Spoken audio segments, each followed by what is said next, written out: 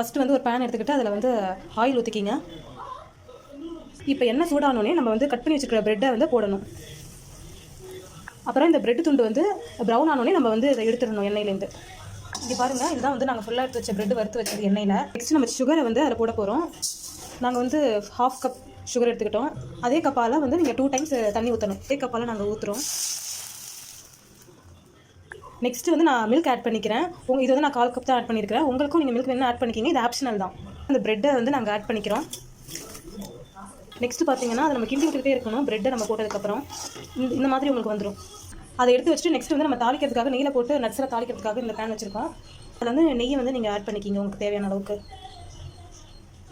நெய் சூடானதும் நம்ம கட் பண்ணி வச்சுருக்கிற நட்ஸ் அப்படியே போடுங்க. உங்கள் வீட்டில் இருக்கிற நட்ஸ்லாம் நம்ம வந்து அந்த ப்ரெட்டு கூட ஆட் பண்ணிடலாம்.